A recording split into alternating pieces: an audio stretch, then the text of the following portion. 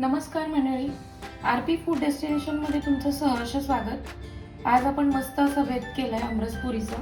तर चला मग त्यासाठी लागणारे साहित्य बघू। इथे घेतलेत मी आंबे। तुम्ही कोणतेही देवगड किंवा अल्फान्सो किंवा तुम्हाला जे पाहिजे ते कोणते पण आंबे तुम्ही घेऊ शकता। तेल घेतलंय, इथं मैदा घेतलाय, केसर, वेलची पावडर घेतले, मीठ घेतलंय आणि साखर घेतली। तर चला मग आपण कसं बनवायचं ते बघूया। सगळ्यात आधी आपण इथं कढईत मैदा मळून घ्यायचा आहे। त्याच्यासाठी 1 वाटी मैदा घेतला मी। त्यामध्ये आपण थोडंसं मीठ टाकायचं, चवीनुसार, जास्त पण मीठ टाकायचं नाही आपण त्याच्यात।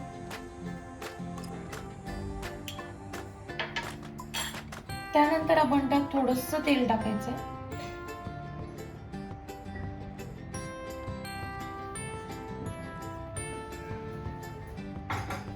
थोडंसं तेल आणि मीठ टाकल्यानंतर आपण त्याला थोडंसं एकत्र करून घ्यायचंय।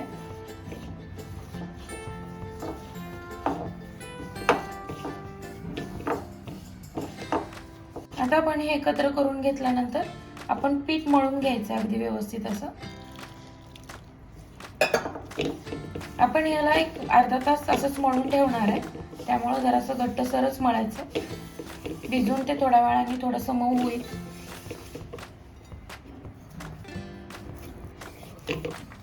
आपलं जे पीठ आहे ते मळून झालंय। आपण याला थोडंसं रेस्ट करायला ठेवून देणार आहे। ते मी 3 आंबे घेतले। मी आंबे पाण्यात टाकून ठेवलेत अर्धा पाऊण तास आधीच। तर आता आपण त्यातले काढून कट करून घेऊया।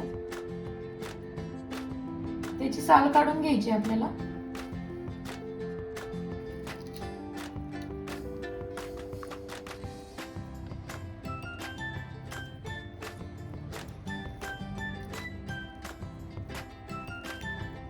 कारण सालच काढलेली बरी, कारण चाकूने आपण जर कट केलं तर त्याच्यासोबत गर हा भरपूर निघतो, मग साली सोबतच राहतो।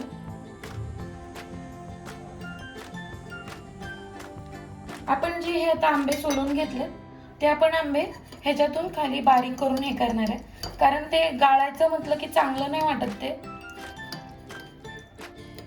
मिक्सरला बारीक होत नाही, आणि जरी बारीक झालं व्यवस्थित तरी त्याची चव सगळी निघून जाते। म्हणून आपण असा करणार आहे आमरस। ह्याच्यात लगेचच सगळा गर जो आहे तो पूर्ण निघतो। मी पहिला असं ऐकलं होतं की मिक्सरला जर आंबा फिरवला तर त्याची चव जाते, एवढं टेस्टी लागत नाही।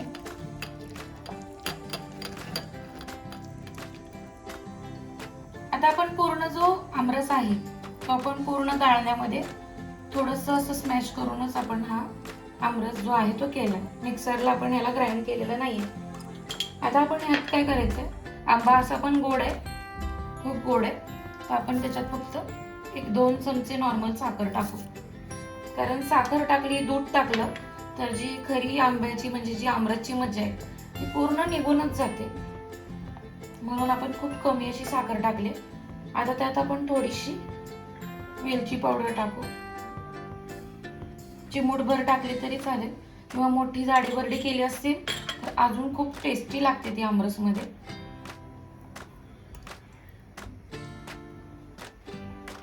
आता आपला आमरस जो आहे तो तयार झालाय। आता आपण थोडेसे त्याच्यावर 1-2-3 केसर टाकू आपण। तुम्हाला आवडत नसतील तर नाही टाकले तरी चालेल। आता आपला आमरस तयार झालाय। आता आपण पुऱ्या तळून घेऊ।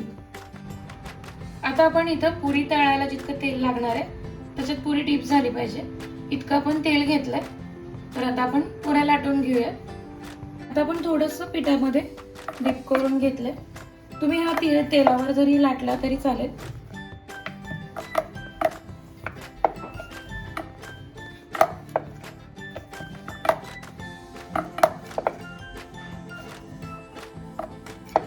आपण तेलात पुरी तळून घेऊया।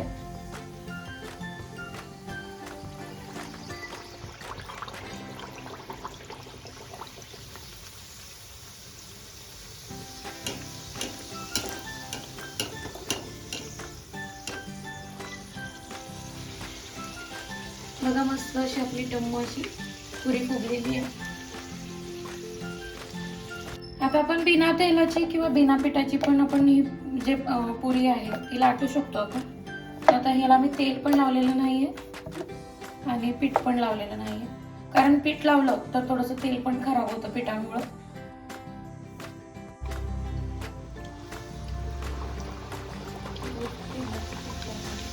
मंडळी, मस्त असा आमरस पुरीचा बेत आपला रेडी झालेला आहे.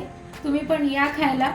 व्हिडिओ आवडला असेल तर लाईक करा, शेअर करा, सबस्क्राईब करायला विसरू नका. आणि हा जो बाईट आहे म्हणजे हा जो घास आहे तो फक्त आणि फक्त तुमच्यासाठी. तर मग नक्की एकदा ट्राय करा पुरी आणि आमरसचा बेत आणि कसं वाटलं ते मला नक्की सांगा.